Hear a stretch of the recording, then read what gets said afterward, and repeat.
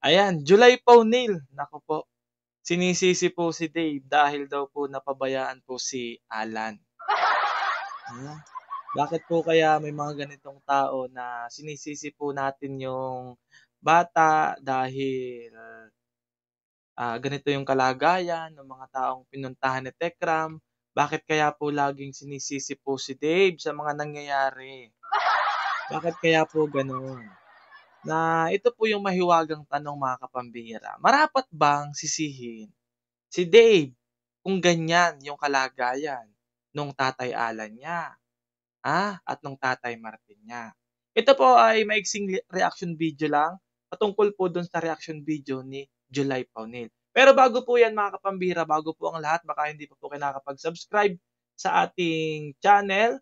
Ito po yung ating channel, Brother Jose, kung saan dito po tayo ay nag-upload ng video. Ito po ay recorded video mga kapambihira, at meron nga po pala tayong bagong channel na ginawa. Gagawa ko lang po ngayong araw. Ayan po, ginamit ko na po yung apelyido ko. Yan po yung totoo kong apelyido. Pwede po kayong mag-subscribe dyan mga kapambihira, at dyan, kauna-una ko pong upload dyan. May unboxing po tayo dyan na meron po tayo natanggap na blessing galing po from USA. Thank you so much po. Maagang pamasko po yon. At ito po yung ating Facebook page na Brother Jose. May sa page po, kung nanonood po kayo sa Facebook po, mga kapambira. So, ayun na nga po mga kapambira. Balik na po tayo dito sa reaksyon ni July Paunil. Okay? Salamat po sa inyong lahat mga kapambira, sa inyong pagsuporta, sa hindi pag-skip ng ads, mag-leave po kayo ng comment, kung ano po yung mga salubin niyo dito. Ito po, papakinggan po natin, tila ba sinisisi na naman si Dave dito? Ay, naku naman. Tama po ba yun? Ay sige, bago tayo magbigay ng reaksyon, panoodin muna kung ano po yung sinasabi dito ni Paunil. Baka kasi tayo mapasama dito. Kailangan pakinggan po muna natin yung sinasabi ni July Paunil. Pakinggan natin. Okay, play natin. Ito po ay upload ni July Paunil 5 days ago. 5 days ago po mga kapambira. Ayan, ito po yung channel niya. Nako, kalahap milyon na pala to. Half million na pala to. Sige, play natin.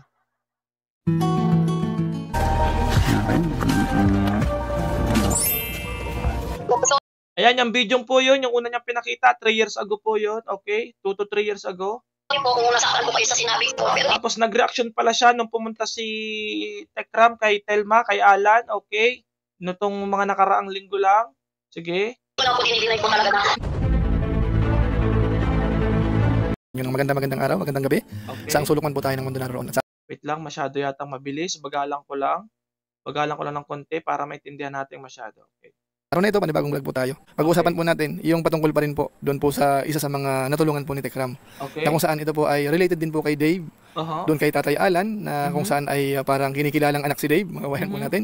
Tapos yung isa pa po, yung issue ho sa mga ilang mga sponsor na kung saan yung vlogger mismo, kahit ho malaki yung sakripisyo, ay parang nababaliwala. So sa pagkakataon pong ito mga kabayan po natin, liwanagin natin. Malaki yung sakripisyo ay nababaliwala. Naku, nakakasad naman po sa part ng vlogger, na nagsasakripisyo kayo para magka-views ay nababaliwala.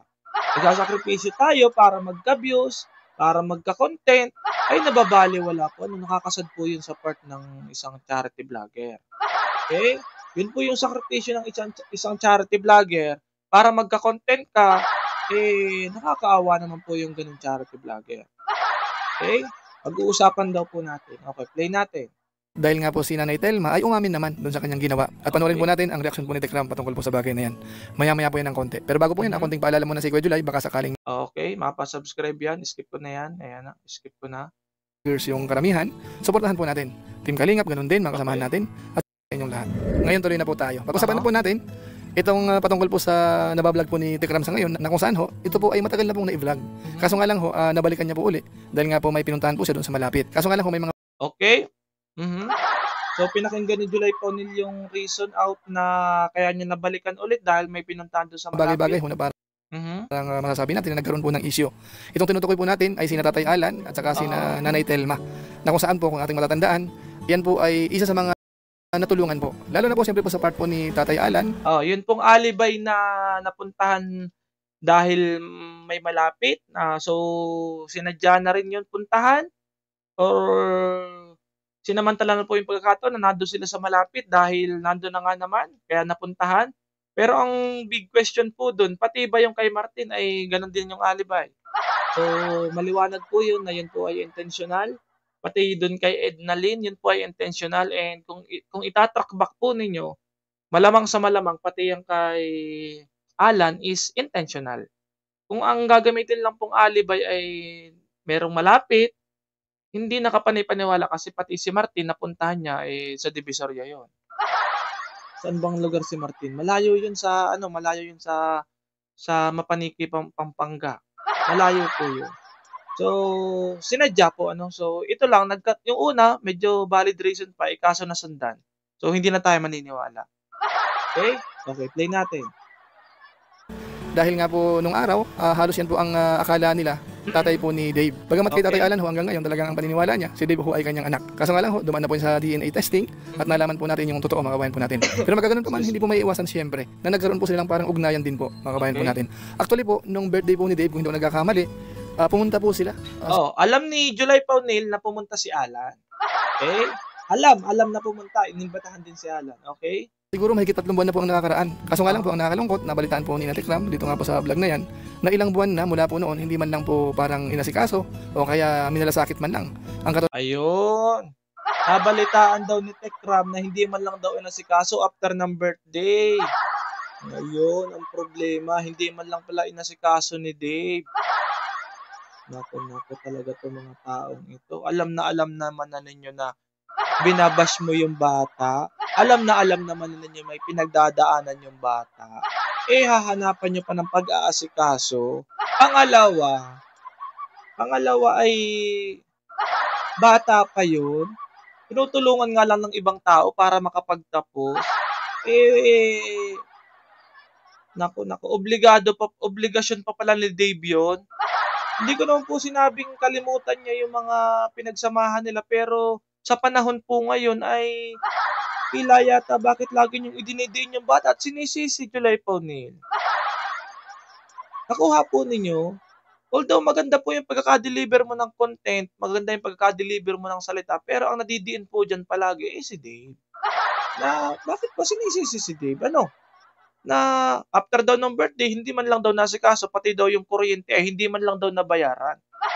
Okay? Tunayan nga raw po niyan ay yung kuryente hanggang ngayon wala po, mga kabayan po natin. Di ba? Nakita po ninyo? Narinig po ninyo? Pati ba naman yung kuryente, isisisi dun sa bata, wala pa naman trabaho yung bata. Wala nang channel yung bata para kumita ng sarili. Okay? Ang nakakabilib lang po sa kanila, talaga bang pinipilit na humahanap po sila ng butas para madiin yung bata, palabasin po ng palabasin na napakasamang ugali, napakasamang bata ni Dave. Walang kauru-utang na loob, di man lang kasi kasuhin yung kuryente nung tatay-tatayan niya. Di ba? Ang sama nga naman. Sa tingin lang ninyo yun, pero kaming nakakaintindi. May trabaho ba si Dave? Wala. Kumikita ba si Dave ng sarili niyang pera? Wala pa as of now. Kasi yung perang natatanggap niya, kung meron man siyang perang sinisilip ninyo, na kay Ramil pa. Kung meron man siyang pera ngayon, yun ay ibinili ng lote at nakalaan niya sa pag-aaral niya, gastusin niya araw-araw. Binibigyan pa po siya ng mga supporters niya, mga nag-i-sponsor po sa kanya. Yung pong mga wakwak na sinasabi ninyo na simula pa po noon hanggang ngayon, nang umalis na po si Dave, yun po yung nagsusupport kay Dave. Okay? So, marapat ba mga kapambihira? Nasisihin yung bata, na pati ba naman kuryente ni Alan ay isisi po kay Dave. Parang hindi naman na po makatarungan yun, July Paunil. Although hindi mo naman idinidiin dyan ng direkta, pero yun yung pinupuntos mo, nasisihin ninyo si Dave doon sa mga audience mo. Na yun yung pinapakalat mo na katunayan ay napapabayaan ni Dave yung tatay-tatayan niya. Pati daw kuryente ay Naku. Bakit hindi mo na lang kaya sponsoran July Paunil? Pwede ba namang sponsoran si Alan? Nakita mo naman di ba? Pwede mo namang sponsoran ng pambayad ng kuryente. Kaysa naman sisihin nyo yung bata, wala pa namang trabaho. Wala rin naman siyang YouTube channel para kumita ng sarili niya. Bakit ba kasi sinisisi? So sa madaling salita ho, pinabayaan na po talaga sila mga kabayan po natin. Oh, sa madaling naku. Ikaw ang nagsabi niyan, ha, pero balikan ko lang ng konti. Na mula po noon, hindi man lang po parang inasikaso o kaya minalasakit man lang. Ang katunayan nga raw po niyan ay yung kuryente hanggang ngayon wala po mga kabayan po natin. So sa madaling salita ho, pinabayaan na po talaga sila mga kabayan po natin. Oh, sa madaling salita, pinabayaan na sila. Sino yung nagpabaya? Si Dave. Kasi si Dave yung pinag-uusapan dyan. Sino yung nagpabaya? Kay Alan? Si Dave, after daw nung birthday. Walang hiya namang reaksyon niya. Eh, bakit naman papabayaan? Naku. Ay, naku. Unang-una po, mga kapambihira, ganito po kasi yan. Unang-una, 2 to 3 years ago, yung video niyong pinapakita, ngayon lang ulit bumalik si Ramil. Big question. Bakit ngayon lang ulit bumalik si Ramil kay Alan? Napapanahon at perfect timing, so obvious naman, di ba? Obvious naman, di ba? Na kaya niya pinuntahan is para magkaroon ng issue patungkol kay Dave. Oh, bakit ngayon niya lang pinuntahan? Hindi sana kung noon niya pa yan pinuntahan, alam niya yung kalagayan ni Alan. Okay? Hindi ko naman sinisisi si Ramil na bakit niya iniiwanan yung beneficiaries niyan. Ang nakakapagtaka lang diyan, napaka-perfect timing. Oh. Napaka-perfect timing po. Mga kapambihira, para magkaroon ng issue yung bata na isisi sa bata. Bakit nung naandyan pa sa inyo yung bata, hindi mo man lang sinamahan si Dave na, Kuya, pwede bang pumunta tayo kay Tatay Alan mo? Bibisita lang tayo. Once a year, baka naman pwede niyong gawin. Wala yata ako napanood na gano'n. Bakit ngayon? Perfect timing. So, dun pa lang po, magtataka na po kayo. So, yan po ay intentional, kaya nakarating siya kay Martin. Nasabi ko rin po yun sa vlog ko. Na yun po ay hinala ko na, hindi pa po na-upload yung video kay Martin. Ayun na nga, nasabi ko na po yun. So, nagkatotoo po. Okay? And yung punto ng pananalita ni Paunil ay talagang dinidiin po niya si Dave na sa madaling salita po ay napabayaan po talaga si Alan. Kawawa naman si Alan po. Hindi mo naisip July Paunil, kawawa naman po si Dave. Idinidiin mo ng idinidiin po dyan ay, di ba, binabatikos ninyo si Dave? Di ba may pinagdadaanan yung bata? Hindi niya ba alam yung sitwasyon ng bata? Emotionally and financially? Nako. Sa bagay, kung nandyan nga lang naman sana yung pera ni Dave, na college fund niya, pwede nga naman niyang bawasan. Pambigay ng pampakuryente or pambayad ng kuryente kay Alan. Kaso po, wala until now po, ngayon po ay October 5 na pala ngayon. Until now po, October 5, ito po yung ginawa kong video na to, October 5 po ngayon, ay wala pa pong balita kung ano pong plano dun sa college fund ni Dave. Okay. Nakita po ninyo yung punto po nila. In short daw, napabayaan daw po si Alan ni Dave. Okay, tuloy tayo ha. So ngayon po siguro para ma-refresh tayo dun sa mga bagong manonood, siguro ho, balikan muna natin sandali yung ilan po sa vlog ni Tekram na nandun po si Nanay Telma. At sa madalas na pagkakataon ho, si Dave ho ay nandun din. Ito, panoorin po natin. Gusto niya ho bang nag-aalala tong anak natin? Sabihin niyo sa kanya para hindi yung nag-aalala tong anak natin. Skip ko na po yan. Alam na natin yan lahat. Punta na tayo dun sa reaksyon niya. Ito. Ayan, yung pabahay na sinasabi nila na nagbitaw siya ng 300,000. Skip ko na yan. Na pinabunot pala niya si Alan, tapos siya rin pala yung after pala niyang pabunot na yan, ang nangyari pala po ay papabunutin mo yung tao, tapos ibabalik din sa'yo yung pera, tapos ikaw yung magmamanage ng pabahay. So, magandang content nga naman na pinahawak mo lang yung tao ng pera. Tapos ikaw din ang magpapabahay, ikaw rin ang magmamanage. Siguro kung sila yung nag-manage niya, nagawa nila yung gusto nilang gawin doon sa pera na baka mas maganda pa yung kinalabasan ng bahay. 300,000, malaki. Yung galing lang sa'yo. Plus may mga sponsor pa, baka mas malaki yung nagawa. Okay? Pero anyway, nandyan na yan. Ang nangyari lang pala dyan, pinahawak mo lang yung tao ng pera para maipakita lang sa mga tao.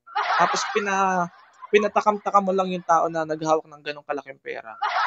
Tapos, babawiin mo din pala, ikaw din pala yung magpapabahay. Ikaw din pala yung magmamanage. Wala naman problema. Ang naisip ko lang, nakakatakam kasi yun eh. Pinahawa ka lang ng pera, hindi man pala ikaw yung magagastos. Oo, nakakatakam kasi yun. Sa araw-araw po na. Skip ko na. Gusto ko naman makita yung hug and kiss ng ating pangalan. Skip ko Kilala na. niyo po yun, no? Na.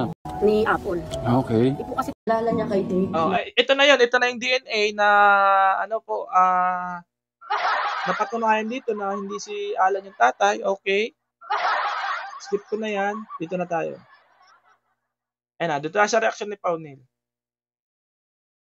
Kasama po yung mga sponsor syempre. Kaso nga lang, nabalitaan nga po ni Tek. Ano masasabi mo, Maki? Solid. Sana makapagpabahay tayo ng 100% concrete. Pangarap natin na magkaroon ng mga ganitong pabahay. So yun mga Oh, naandyan pa nun si Pony Aldi pala. Na balita ko, karamihan din ng mga subscriber ni Pony Aldi at kinokontent din niya noon time na yun si Dave. Naandyan pa pala po siya noon. Tapos, nagkwento siya na nung una pa daw pala ay, nung nagka-issue si Dave, nag-live na siya. Na nung una pa lang daw pala dahil nagtututuro si Dave ay masamang bata na hindi na niya gusto. Pero nung time na nagkakaroon ng maraming views si Dave ay talagang mahal-mahal nila si Dave. Okay? Balik tayo dito.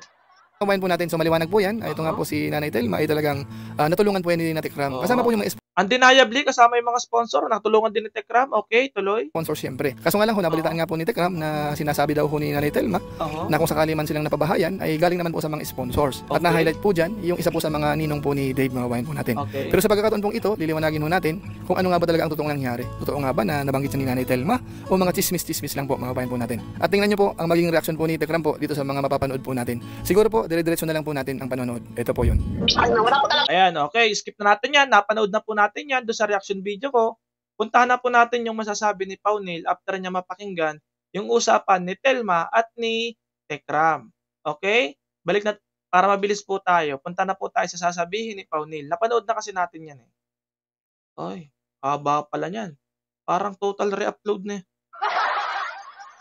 Bagay, di ka naman yan iaano ni ano. Okay lang naman yan kay Tekram. Ay, ito. Ay, ito na. Maiwasan na lang ho natin. Dalawa, humingi naman po siya na. Ito na. So ayun ang kabayan po natin. Ang maganda po dito, umamin naman po si Nanay Telma. Tapos pangalawa, humingi naman po siya ng pasensya. Tapos sa reaction naman po ni Tekram, parang nakita natin dito, parang malawak naman po yung pangunawa. Kasi kung iba-iba lang po, pagagalitan po yan, mga kabayan po natin. Pagagalitan ako. Bakit mo pagagalitan? Bakit pagagalitan?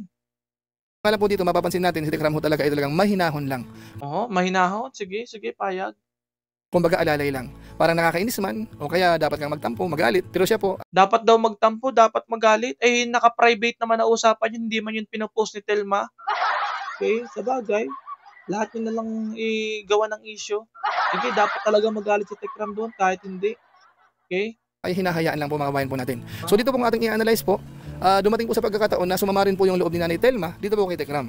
Kahit po alam natin na kaya po sila natulungan, napabahayan, ay dahil po kay Tekram. Bagamat siyempre ho, aminado naman si Tekram na may mga sponsors pong tumulong. So dito po mapapansin natin na may mga ilan po na nakipag-ugnayan po kay Nanay Telma. Siguro ho, nung kasagsagan pa po nung issue, palagay ko may mga tumawag din po sa kanya. Doon po Oh, at sino ba yung tumawag? Ayun, ang problema, hindi niyo pala kilala yung tumawag. Yung tumawag po kay Telma ay si Ma'am Shimari na ginugulo yung tao. Oh, ginugulo yung tao. Si Ma'am Shimari po ay defender ni Tekram. Sino po yung tumawag? Si Ma'am Shimari. Hindi naman po wakwak yung tumawag kay Telma. Si Ma'am Shimari po at nanggugulo. Tahimik po yung pribadong tao, nagtatrabaho, hindi naman po nakikialam sa issue, ay ginugulo ni Ma'am Shimari. Kaya doon po nangyari yung nakapagsalita si Telma na kung hindi rin naman dahil sa sponsor. Ayun, sinumbong ni Ma'am Shimari, gumawa ng ingay si Ma'am Shimari, pantapal doon sa issue ng jarjeran. Kasi after po bago po lumabas itong kay Telma, jarjeran muna yung inisyo ni Ma'am Shimari. Buha na po ninyo. Okay, tuloy tayo dito. po sa isang pagkakataon, narinig din po natin sa vlog na yan na may mga tumawag nga po. So yun po ang nagagawa. Oo, yun. May mga tumawag. Hindi mo man lang inalam, July Ponel, kung sino yung tumawag. O, buti pa ako, alam ko. Si Ma'am Shimari yung tumawag. Oh. Nasa akin yung screenshot no, naandun yung message ni Ma'am Shimari. Ginugulo yung tao. Nananahimik yung tao, si Telma, kung ano sasabihin ni Ma'am Shimari. Nasa akin po yung screenshot. Bira si Ma'am Shimari. Gusto lang gumawa ng ingay, pantapal dun sa jerjeran. Ay, talaga. Ito naman si Paunil, akala ko ba patas ka mag-reaksyon. Hindi mo man lang inalam kung sino yung tumawag. tumawag din po sa kanya. Doon po sa isang pagkakataon, narinig din po natin sa vlog na yan na may mga tumawag nga po. So yun po ang nagagawa ng mga nagkakaroon po ng issue. Kumbaga ho, naghahanap ng kakampihan. Naghahanap ng kakampi. Sino yung naghahanap? Si Ma'am Shimar nga yung tumawag. Sirain yung mga dapat sirain. Normal. Sirain yung dapat sirain. Sino ba yung unang tumawag? Sino ba yung unang nag-chat? Si Telma ba? Hindi naman si Telma ang unang nag-chat. Kundi si Ma'am Shimari para guluhin si Telma. Para magkaroon ng issue. Ngayon, nakapagsalita si Telma, isusumbong kay Tekram. Kuhanin niyo kung paano po gumawa ng ingay si Ma'am Shimari. Halimbawa, ikaw nananahimik ka. Ikaw yung kasama sa mga nakaraang buhay ni Dave or ni Tekram. Nananahimik ka. Ang gagawin ni Ma'am Shimari, i-chat ka, sasabihan ka ng kung ano-ano. Ngayon, napuno si Telma, nakapagsalita na kung hindi rin naman dahil sa mga sponsor, hindi rin naman daw sila mapapabahayan. Ngayon, isinumbong naman ni Ma'am Shimari. Ayun ay pribadong usapan lang naman nila ni Telma. Nasa akin po yung screenshot. Hindi ko na lang ipapakita sa inyo. Naghahanap daw ng kakampi. Hindi kakampi yung hinahanap ni Ma'am Shimari doon. Yung hinahanap niya doon, gulo. Okay, tuloy tayo. Na po yun, mga bayan po natin. Pero dito po sa pinaka-episode po natin dito, ang magandang kunin ho dito ay yung pagiging ang magandang kunin daw ay yung pagiging kalmado. malumanay po ni Tekram. Kahit po may pagiging malumanay. Taon na parang dapat magalit siya, pero okay lang. Tapos sa part naman po ni Nanay Telma, at least po umamin naman siya. Kasi kung iba ho, itatanggi na po yun eh. Ang kailangan po sa kanya, inamin niya naman po na nagkamali siya, tumingi siya ng pasensya. Tapos ang isa pa po dito, kaya ho natin hina-highlight ito ni Tekram. Si Telma, inabsuelto niya si Telma. Pero si Dave, hindi niya inabsuelto si Dave. Idinidiin talaga ni Paunil. Okay? Si Telma absuelto, si Tekram absuelto. Kasi nga ho, itong nangyari po sa kanila, itong mga beneficiaries na ito, kumbaga ho, matagal na nakasama rin po ni Dave. Nung kapanahunan pa pong ginagawa yung pabahay, may mga nagpapadalang sponsors, maraming pera, pero dito po lumalabas parang pinabayaan na po sila. Lumalabas parang pinabayaan. Obligasyon ba yun ni Dave? Matagal nang wala nga dyan si Dave. And besides, bakit last year hindi man lang pinuntahan ni Tekram together with Dave? Aber daw. Aber nga. So, dito po, kung ipipicture out po ninyo, perfect timing po yan kasi merong current issue nagaganap para talagang tuluyang madiin yung bata. Kaya nga nagawang pumunta kay Martin. Inuna lang si Alan. Gets? Kasi, bakit wala kaming napanood? Na hindi nyo man lang pinontent si Alan noon nung nandyan pa si Dave, di ba? Nung nandyan pa yung pera ni Dave na 2.7, nung nasa bangko pa ni Dave, Kuya, pwede bang bawasan natin yung 2.7? Tapos, i-vlog natin si Tatay Alan mo. Bakit hindi mo man lang naisip yun? Bakit ngayon mo lang naisip na puntahan si Alan?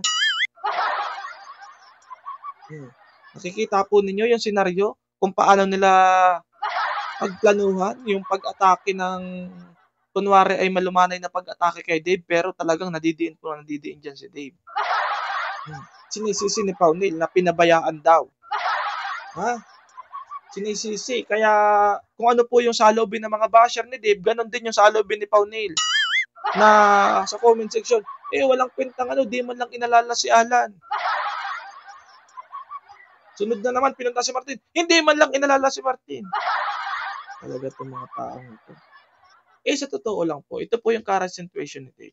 Pero pinagdadaanan yung bata dahil sa social media. Sa totoo lang, kung bagsak ang emotion niya, kung talagang mahina-hina siya, kung kayo yun, baka kayo, baka hindi na kayo makausap.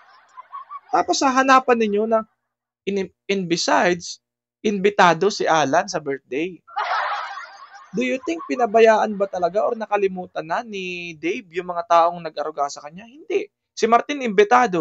Si Alan, imbitado rin. Bakit ganon? Bakit ganon? Pakalipas lang ng after ng birthday. Alam ka namang nag-aaral yung bata tapos wala naman kayong tigil ng kababash dun sa bata, di ba ga?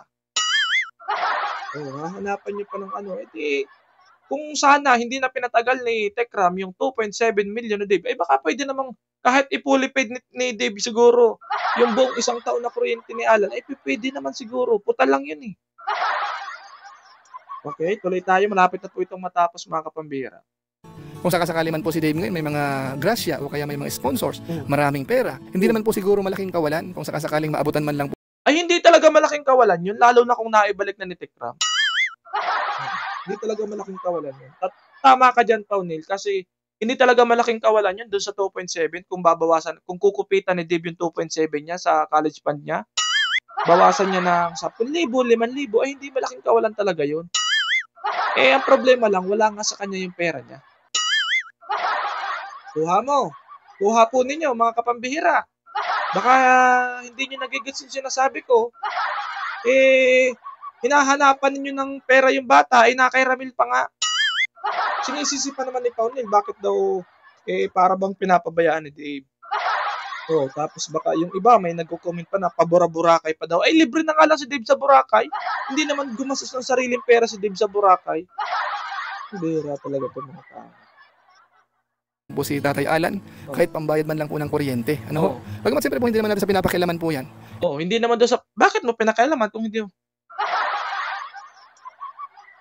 Wala talaga to, puro na lang talaga po kaplastikan. Hindi naman, bagamat hindi naman sa pinapakailaman, pero pinakailaman mo na nga. Parang katulad ng sinasabi ko dito, hindi ko naman po pinapakailaman si Paunil, pero nire-reaksyonan ko lang. Ganun ang salitang plastic. Alam mo, sabihin ko, hindi ko naman po pinapakailaman yung reaksyon ni Paunil, nire-reaksyonan ko lang. Wala pa akong pakialam sa reaksyon niya. Sa ginagawa niyang video, nire-reaksyonan ko lang. Hindi ko po pinakikialaman.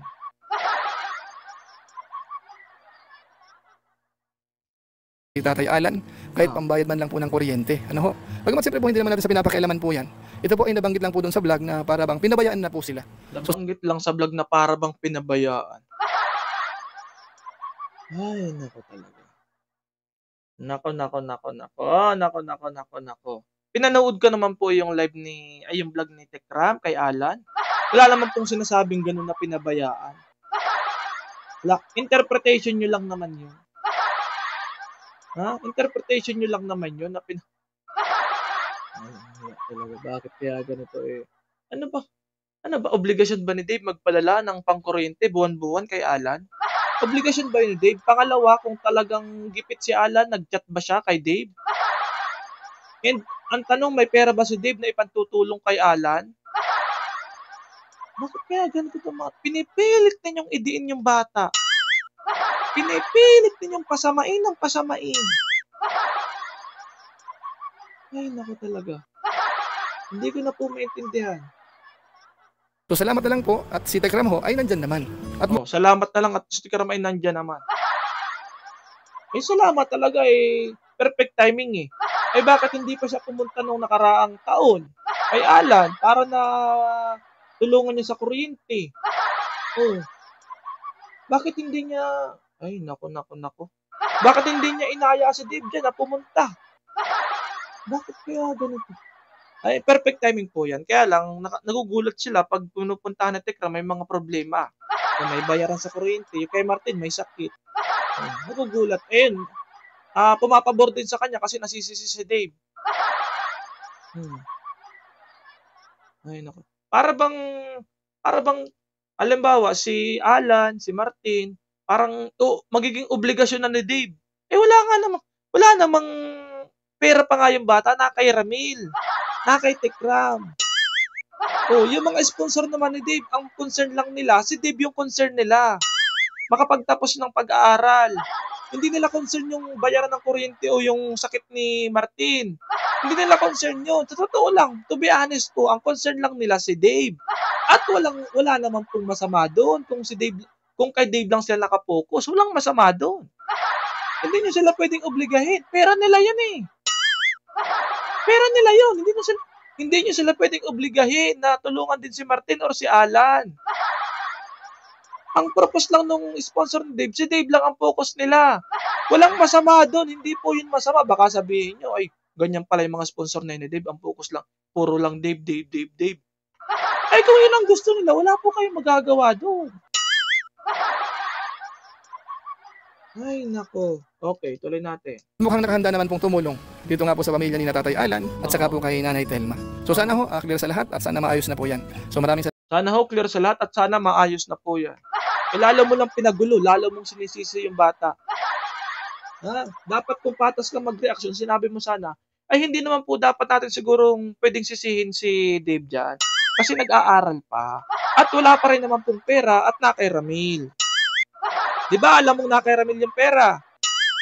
Dapat sinabi mo na, siguro po kung sakasakali po na maibalik na po yung pera ni Dave, ay hindi naman po kakulangan yun, hindi man po malaking kawalan yun at kalabisan yun na magbigay po si Dave kay Alan. Bilang pagtulong po at pagtanaw ng utang na loob kung maibabalik po yung pera ni Dave. Diba? Ang gandang reaksyon nun kung ganun. Kaso dinidiin niyo yung bata, sinisisi niyo yung bata.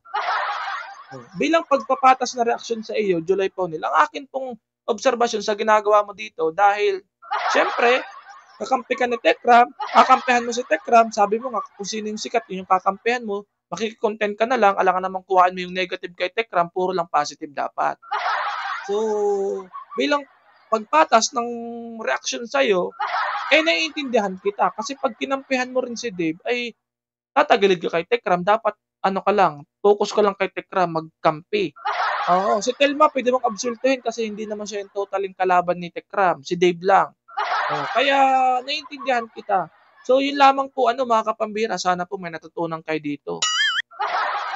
Kung paano idiin ang isang bata, ganun yung gawin niyo, sisihin niyo ng sisihin kahit hindi naman niya talaga gampanin pa at hindi natin siya pwedeng masisi kasi nga wala naman sa kanya yung pera pero sisihin niyo pa rin ang sisihin. Para madiin ng madiin. Yun po yung diskarte na mga ginagawa po nila. Kaya po, yan, patuloy po nababash yung bata. Yan din po yung makikita nyo sa comment section nila. Sa mga vlog po nila, yan po yung makikita nila. Sinisisi yung bata, wala nga pera. Na kay Tekram. So, sana po, bilang panawagan ko rin to, kung gusto nyo pong matulungan ni Dave, yung mga taong malalapit sa kanya, dapat po ay himukin ninyo si Tekram na ibalik yung pera ni Dave. Para kung sakasakali pong makabalik yung kay Dave, ay matutulungan po niya yung gusto niyang tulungan. Magagawa po niya yung nasa sa puso niya, kung ano po yung tulong na gusto niyang ibigay kay Alan, kay Martin, kung sino pa man. So yun lamang po mga kapambihira. May sasabihin po ba si Paunal dito? salamat po sa inyo. Ilang po na siguro. Ayan, wala na. So yun lamang po mga kapambira. Thank you so much po sa inyong panonood. Palike and share po mga kapambira at mag-leave po kayo ng comment kung ano po yung inyong saloobin sa ganitong mga komento na ginagawa po nila na bakit kasi sinisisi yung bata? Nakakasawa na po, sisi ka ng sisi. Bakit hindi nyo man lang sisihin si Tekram? Ay si Tekram yung nakakatanda dyan. Wala nga tayong napanood na inaya niya si Dave. Dave, punta tayo kay Martin. Dave, punta tayo kay Alan. Walang ganon.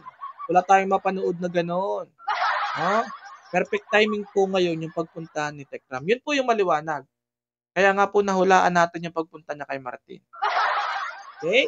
So yun lamang po mga kapambira. Huwag po kayo magagalit sa akin. Kung itong reaction ko ay para bang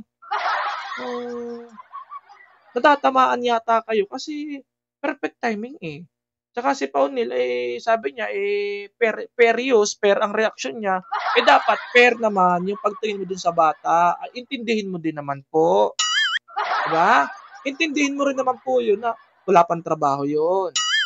Ikaw may trabaho ka, kumikita ka di tulungan mo si Alan. Si Dave, hindi niyo pwedeng isisi kay Dave yun at wala pang trabaho yun. Yung pera na kay Ramil, wala yun sa kanya. Inaantay nga po nung bata. Sabi niya may bank account na siya, pwede nang i-transfer. Kaya lang, ang tanong hanggang kailan? Kailan yun ita-transfer? So yun lamang po mga kapambira. Thank you so much po sa inyong panonood. God bless everyone and see you on my next vlog. Bye-bye!